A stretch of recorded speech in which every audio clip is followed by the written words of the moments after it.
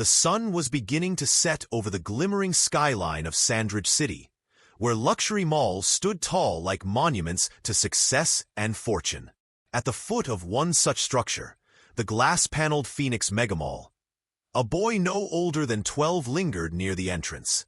His shirt, once white, was now the color of city dust, his shorts clinging to him with grime, and his bare feet were hardened by the streets. He wasn't begging. Not exactly. He just stood there, watching people walk in and out with bags of food, gadgets, and clothes. The security guards had noticed him more than once that week, and although he'd done nothing wrong, they didn't like how he made the high-end place look like a scratch on glass. Some shoppers gave him tight-lipped glances, others simply ignored him. He clutched a small brown paper bag containing the crumbs he had saved from a bakery bin that morning. His name was Zane, and though he never spoke it aloud, he carried it like a secret, a name his mother had whispered with love before disappearing from his life when he was 6. She had gone to the hospital and never returned. Since then, he'd survived on instinct, hope, and the kindness of strangers, which grew rarer by the day. Inside the mall, the air was cool, sweet with the scent of cinnamon rolls and high-end perfumes. Zane had snuck in several times, just to feel the air on his skin and to wash his face in the public bathroom. He never stole, and he never loitered for long. But that day, hunger gnawed at his belly like a rat. He wandered into the food court, nose twitching at the smell of fried chicken and shawarma. Just as he reached the edge of the seating area, a heavy hand gripped his shoulder. A guard, the broad one called Musa, scowled down at him. "How many times have we warned you, N? You think this is an orphanage?" Before Zane could explain, another guard joined in, and the two of them began dragging him out. He squirmed, not from guilt, but from shame. All around, heads turned. A few people pulled out their phones, others looked away. One woman clutched her shopping bag tighter, as if his presence might infect her privilege. Zane didn't cry. He never did. His eyes, though, were glassy with rage and something deeper. Something that said he didn't belong out there. As the guards dumped him on the pavement like a stray dog, he muttered words that no one heard. "One day you will regret this." And deep inside the marble-tiled tower behind him, a man was watching on a security screen, his brow furrowed, his hand slowly curling into a fist. In the topmost suite of Phoenix Megamall, Mr. Kenneth Adebayo stood still, watching the grainy black-and-white CCTV feed replay the incident on loop. The footage showed the little boy, thin, dirt-streaked, but oddly composed, being dragged out like trash. Kenneth had reviewed the tape 5 times now. Each time, he felt a prick beneath his chest, an unfamiliar heat that twisted and burned. He was the kind of man who'd built an empire with precision and no room for sentiment. At 46, he was one of the wealthiest real estate moguls in East Africa. The Phoenix Mall was his pride, the largest and most modern retail space in the region. Yet that boy, something about him gnawed at Kenneth's well-fortified conscience. It wasn't pity. He'd seen too much poverty in his lifetime to be moved by every street child. No, this felt different. There was something in the boy's eyes. Something hauntingly familiar. A glance that reminded him of a chapter he thought he had buried. Of a night long ago when a woman he once loved left him with only a letter and a silence he could never fill. Could it be? He shook the thought off and turned from the screen. It was just a coincidence, he told himself. The boy could be anyone. The city was full of strays. But the unease remained, curling at the base of his spine like smoke. His assistant, Linda, entered the office with her usual clipped steps. "Sir, the board is waiting. Shall I tell them you'll be 5 minutes late?" Kenneth waved her off. "Give me 10. When she left, he walked to the glass window and looked out at the mall's grand entrance where the boy had been dumped. Zane was gone now, swallowed by the moving crowd and the harsh streets beyond. Kenneth sighed, then opened a drawer in his mahogany desk and pulled out an old photograph, wrinkled but preserved. In it, a younger Kenneth stood beside a woman with almond skin and thick braids, her eyes bright and full of secrets. She had been the only one who ever truly saw him, until she vanished. Her name was Amara, and in her arms, wrapped in a blue blanket, was a baby boy. Kenneth had never seen the child in real life. Amara left before he ever could. But now, he stared hard at the photo, then back at the screen. Could fate be so cruel, or so precise? Zane wandered away from them all, his limbs aching from where the guards had gripped him, but his pride hurt more. The city's pavements were slick with the early drizzle of an evening rain, the kind that never promised thunder, but soaked your soul anyway. He found shelter beneath an abandoned bus stop sign, its paint peeling like old memories. People passed him by as if he were invisible, except for a small girl who stared at him with wide eyes before her mother pulled her away. Zane opened his paper bag and forced himself to chew on the stale pieces of bread inside. His fingers were trembling, not just from hunger but from fury. Why did the rich build palaces in the same cities where children slept with rats? Why did people like those mall guards think he was less than human? He remembered his mother's voice, soft, always filled with song, telling him he was meant for more. "Never let the street name you," she would say. But the streets had done worse than name him. They had claimed him, and now, soaked and cold, he curled up on the hard bench and stared up at the flickering streetlight, unsure whether to pray or curse. Elsewhere in the same city, wealth wrapped itself around those who never thought twice about a boy like Zane. Inside a luxurious villa tucked behind tall white walls and electric fences, Kenneth Adebayo sat at the dinner table with a glass of wine untouched before him. The grilled tilapia and jollof rice on his plate had long gone cold. His daughter, 14-year-old Adizwa, chatted animatedly about her school debate and how her friends were planning a birthday party at the Phoenix Mall next week. He nodded and smiled where necessary, but his mind was adrift. Across the table, his wife, Ifeoma, watched him closely. "You've been quiet all evening," she said. Kenneth blinked, then cleared his throat. "Just business," he replied. But it wasn't just business. It was a ghost, a child with familiar eyes and pain written all over his small body. As Adizwa continued talking, Kenneth's thoughts slipped again to Amara, the one who got away, the one he let go when he wasn't ready to be a father. What if that boy? What if it was the same child Amara once held in her arms in that photo? He couldn't shake the idea. And as the rain pounded gently against the villa's tinted windows, Kenneth knew one thing. He needed answers. Not for the sake of guilt, but because something about that boy refused to leave his heart in peace. Morning broke with golden light, but offered no warmth to the street where Zane had spent the night. He woke stiff and sore, his breath fogging slightly in the cold breeze of dawn. The bus stop was empty now, save for a few plastic bottles and discarded wrappers.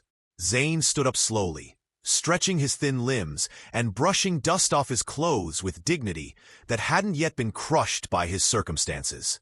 He had one goal for the day: find food, maybe a better place to nap, and, if he was lucky, spot the bakery dumpster before the crows got to it. But fate had other plans. Just a few streets down, near an old church where beggars sometimes gathered, he saw her.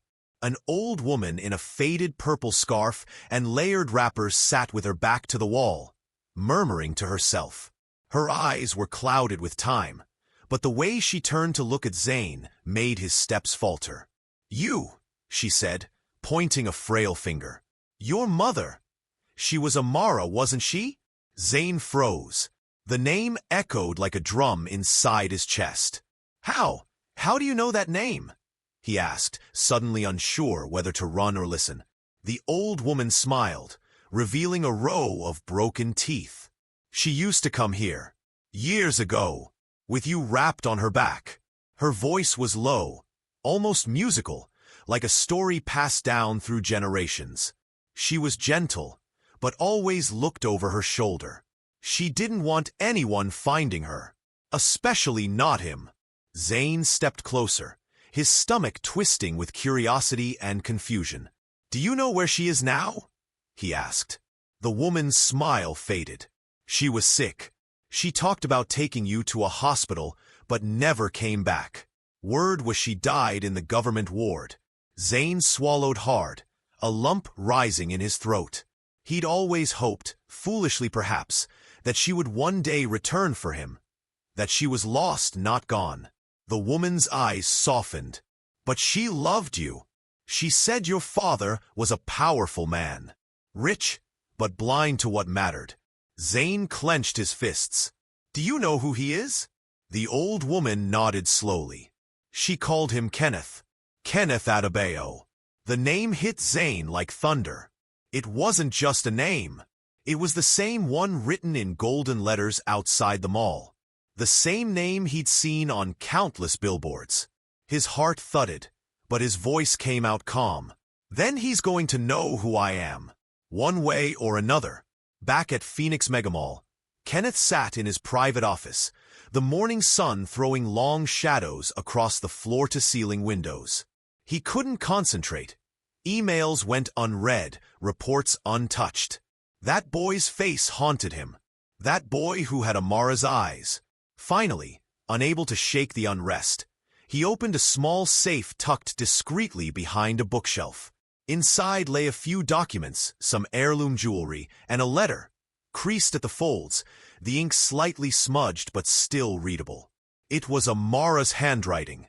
He had read it 100 times before, but never had the words struck him this deeply. "Kenneth, by the time you read this, I'll be gone. I didn't want it this way. But I can't raise our son around your world of ambition, secrecy, and fear. He deserves better. Not just wealth, but heart. If you ever come searching, remember his name. Zane. It means God is gracious." Kenneth's breath caught. The name, Zane. He never knew it before. But now, it was a name etched into his thoughts like stone. His palms began to sweat. That boy from yesterday was Zane. He suddenly felt as though he'd looked into the eyes of a past he thought he could outrun. Linda entered the office quietly, carrying a tablet and a steaming mug of coffee. "Sir, the mall security incident report from yesterday is ready. Do you want to see it?" Kenneth looked up, distracted. "Yes, and pull up the footage again. I need to see the boy's face. Zoom in." Linda blinked, surprised, but obeyed. On the screen, the boy's features became clearer with every frame. The cheekbones, the dark brows, the determined gaze. Kenneth stared at it, as if trying to see his own reflection in the boy's eyes. The resemblance was no longer subtle. It was startling. He stood slowly and walked to the screen. "Find out where he is. Immediately." Linda hesitated. "Sir, he's a street boy. We don't have names or addresses." Kenneth turned sharply. "Then look for patterns.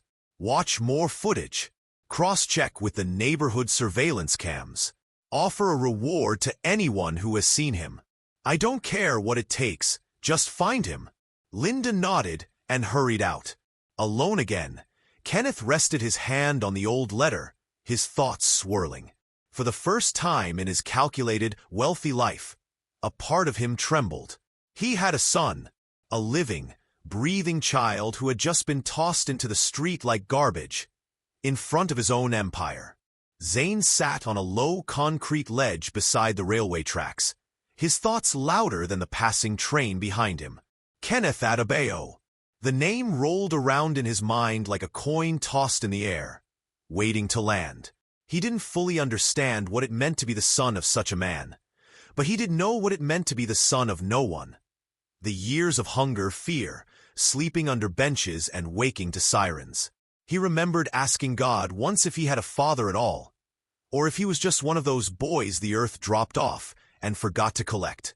But now the puzzle pieces were shifting.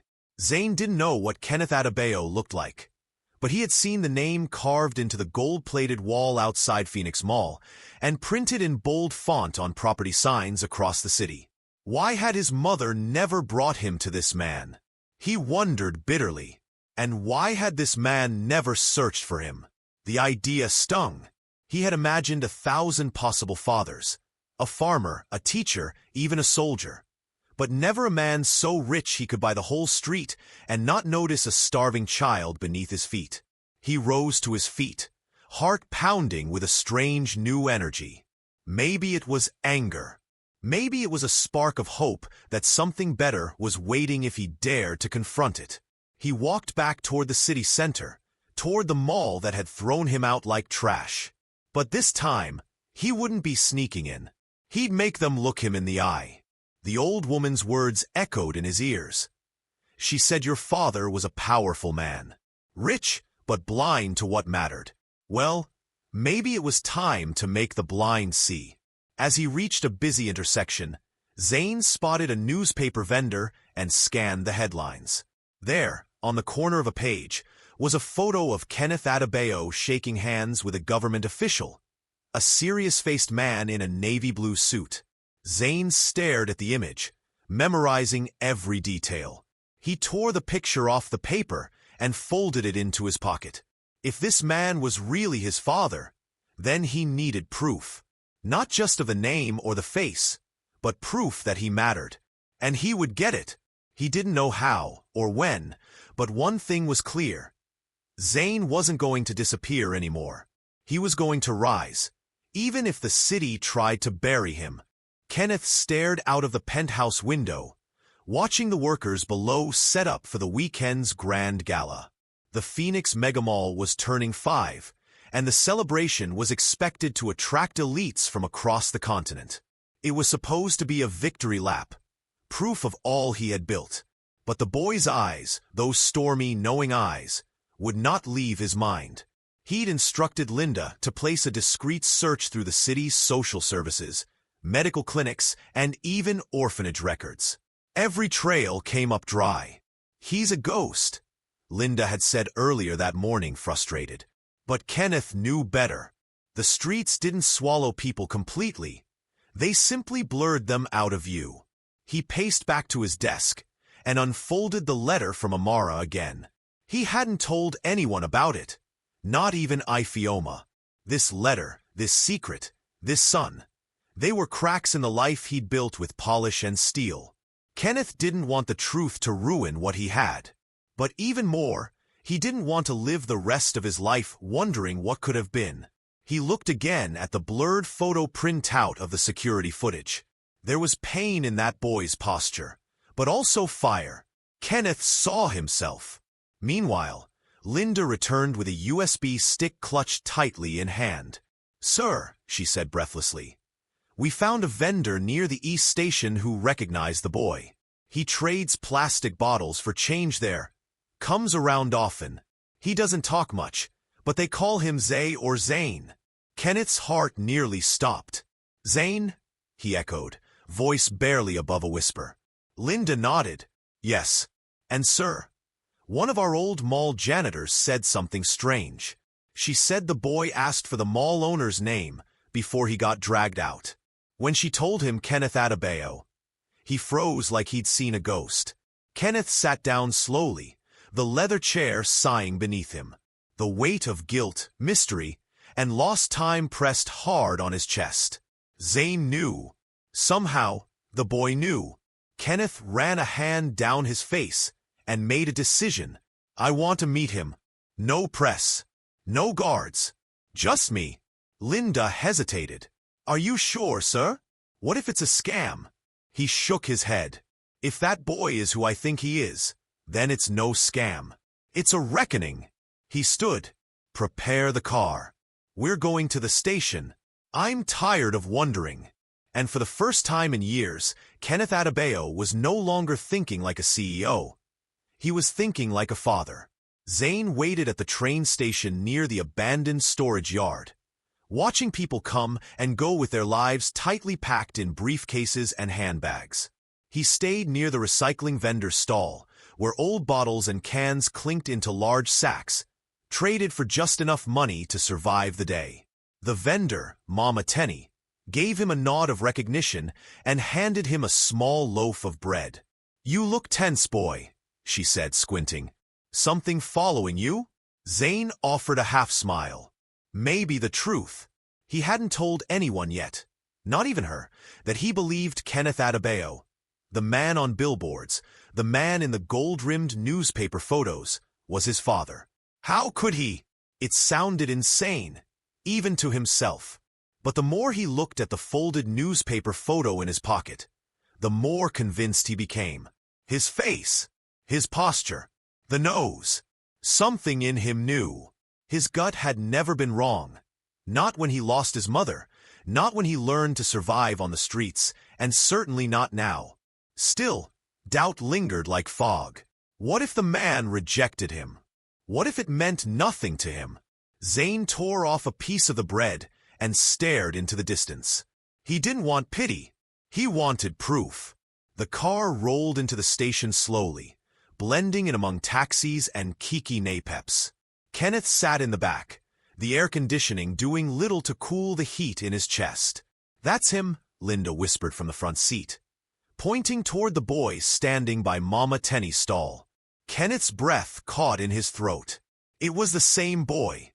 Same small shoulders, same sharp eyes, same expression he'd seen in a mirror many times before. A combination of anger, pride, and isolation. "Don't announce me," Kenneth said, pushing open the door.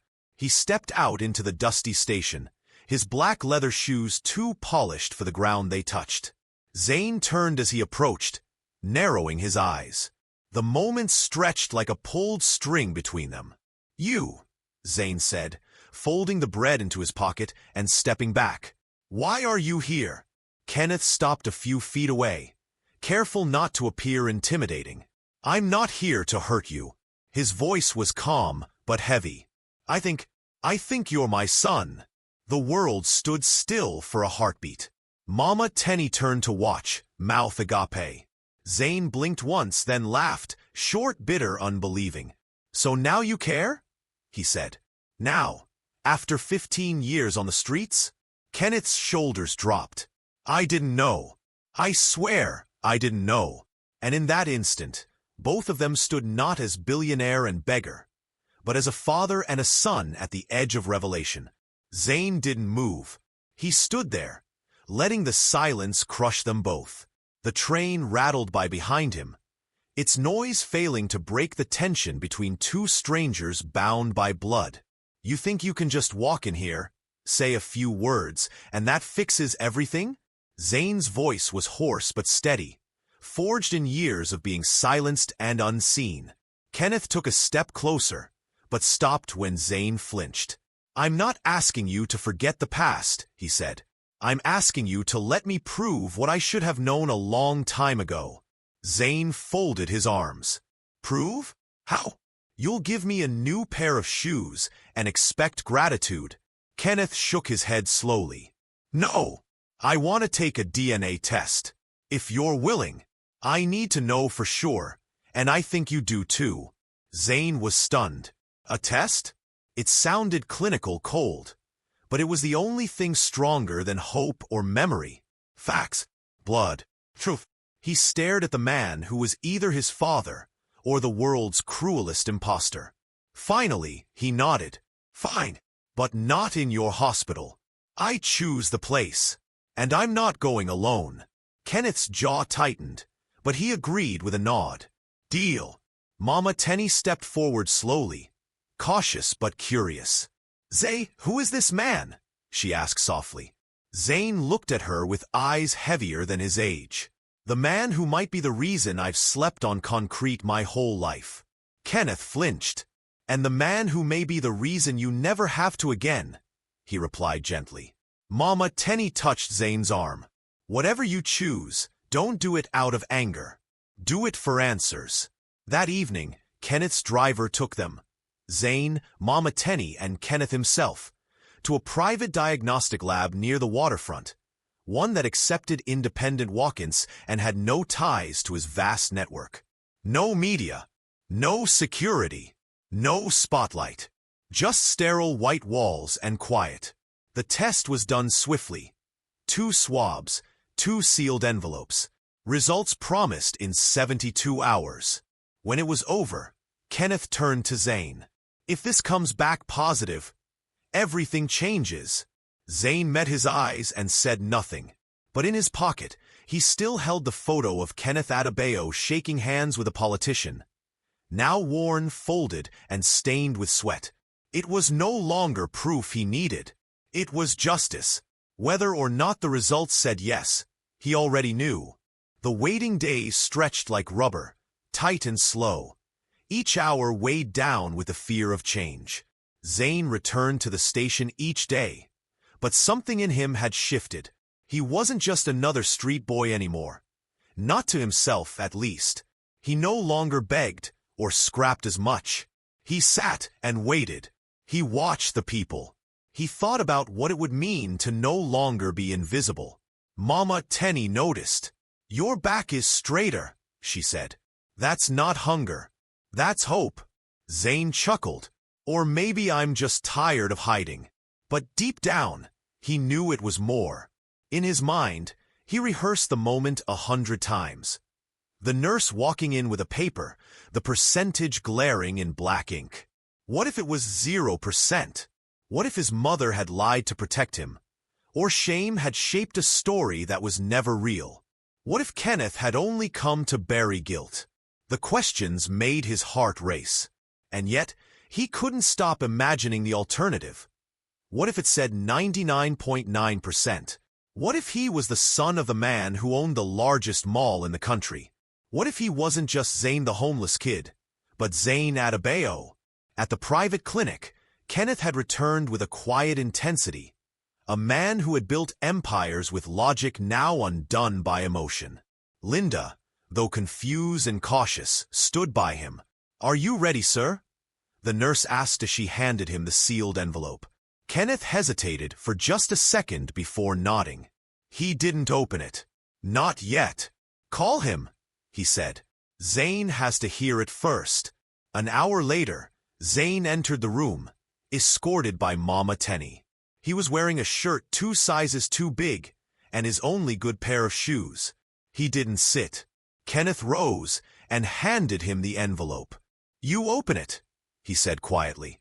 Zane blinked, took it, and stared at it for a moment. The weight of 15 years in a single sheet. Then slowly, he tore it open. His eyes scanned the paper. And there it was, printed clearly in bold. Paternity probability, 99.99%, positive match. Zane didn't say a word. Neither did Kenneth. For a long moment, they just looked at each other. Father and son reunited by ink, silence, and blood. Then Kenneth stepped forward and said softly, "I've failed you, Zane. But if you'll let me, I want to make it right." Zane's voice cracked. "You're already 15 years late." But he didn't walk away. The first time Kenneth took Zane back to Phoenix Megamall, the boy's eyes were wide. A mix of wonder, suspicion, and something deeper he couldn't name. It was no longer the hostile place that had thrown him out weeks ago, but now a symbol of a life he never imagined for himself. The polished floors, glass walls, and bright lights seemed like another world. Kenneth watched silently as Zane traced the edges of the grand staircase, touched the velvet ropes, and glanced at the security guards with wary eyes. "I want you to know," Kenneth said gently. "This place was built with your mother's dreams in mind. You belong here, not because of the money, but because she loved you. I just lost my way." Zane pulled back slightly. "Your way didn't include me." The words hung heavy between them. But Kenneth didn't flinch. "I want to change that." He led Zane to the VIP lounge, a quiet place filled with leather chairs and soft music. "We'll start slow. No pressure. You decide the pace." Zane sat down, folding the photo of his mother into his pocket. "Why now?" he asked. "Why reach out after all this time?" Kenneth looked down, ashamed. "Because I can't stop thinking about what you've lost, what I let slip away." The years I can't give you back. I want to be there now, even if you don't want me. For the first time, Zane felt the weight of a father's regret, real, raw, and strangely comforting. But the chasm between them was wide. He wanted to believe. He needed to believe. Yet the streets had taught him to be cautious, to protect his heart like a shield. "It's not easy," he said, "to trust someone who wasn't there." Kenneth nodded. "Then teach me. Help me. I'm ready to learn." The conversation stretched on, filled with pauses, questions, and the slow building of fragile bridges. Outside, the mall bustled with life, but inside that small room, two strangers began to rewrite a story interrupted long ago. Weeks passed, and Zane's visits to the mall became more frequent. Not as a homeless boy sneaking in, but as a guest of Kenneth Adebayo himself. The world had shifted beneath his feet, but the shadows of his past clung stubbornly. At night, the cold concrete of the station still called him back, whispering reminders of hunger and loneliness. Forgiving Kenneth wasn't about wiping away years of pain. It was about carrying it differently. It was a cost, one Zane wasn't sure he was ready to pay. Yet, he noticed subtle changes in himself. He no longer flinched when he saw a security guard. He smiled when the janitors greeted him by name. The staff in the food court, once indifferent, now offered him polite nods and the occasional free meal. The mall was slowly becoming home, but the question remained. Could he truly belong to a family that had forgotten him? One afternoon, Kenneth invited Zane to a board meeting, a first test of trust and acceptance. The long table, the leather chairs, the suits and ties, and the sharp gazes were daunting. "This is your world now," Kenneth whispered. Zane swallowed his nerves and took his seat, feeling the weight of expectation pressing down. The meeting began with projections, deals, and strategy, language foreign yet strangely captivating. Kenneth watched his son closely, noticing the flicker of curiosity behind guarded eyes. But not everyone welcomed Zane's presence. Some board members exchanged glances, whispering doubts about the street kid suddenly thrust into their elite circle. Kenneth knew the road ahead would be difficult. Trust wasn't given lightly in his world. It was earned. And for Zane, forgiveness meant more than accepting a father. It meant battling the ghosts of rejection and rising above them. It was a journey neither of them could take alone. The mall's glittering facade belied the undercurrents of tension swirling behind the scenes. Whispers spread like wildfire among staff and investors alike. "Who is this boy?" some asked. "And why does Kenneth waste his time on him?" Kenneth's decision to bring Zane into the business fold was met with skepticism and thinly veiled contempt. Yet, Zane refused to be intimidated. Every glance that once threatened to belittle him only fueled his determination. He began to attend meetings, not just as an observer but as a voice. Hesitant at first, then growing steadier with each passing day. Yet, the biggest battle was internal. Doubts gnawed at him like unseen termites, eating away at the fragile self-confidence he was building. Could he really belong in this world of power and privilege? Or was he just a pawn in a game far beyond his control? One evening, as the mall lights dimmed and the last customers filtered out, Zane found himself alone in the vast atrium, the silence wrapping around him like a cloak.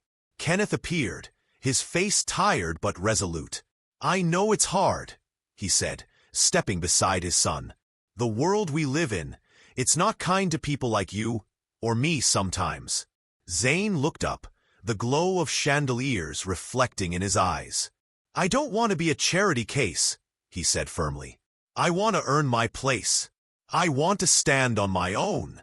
Kenneth smiled faintly. "And you will. But remember, even the strongest need help sometimes." For the first time, Zane felt the walls around his heart crack, not from pain, but from hope. The storm wasn't over, far from it. But inside the walls of Phoenix Megamall, a new chapter was unfolding. One written in courage, forgiveness, and the slow reclaiming of a lost son's future. The morning sun filtered through the tall glass windows of Kenneth's office, casting long shadows over polished wood and leather-bound books. Zane sat across from his father. A contract spread between them on the desk. It was an offer, a chance to formally join the company, to move from outsider to heir.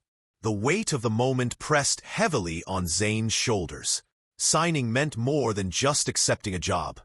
It meant embracing a family he barely knew, stepping into a world of expectations and unseen battles. His fingers hovered over the pen, trembling with a mixture of fear and resolve.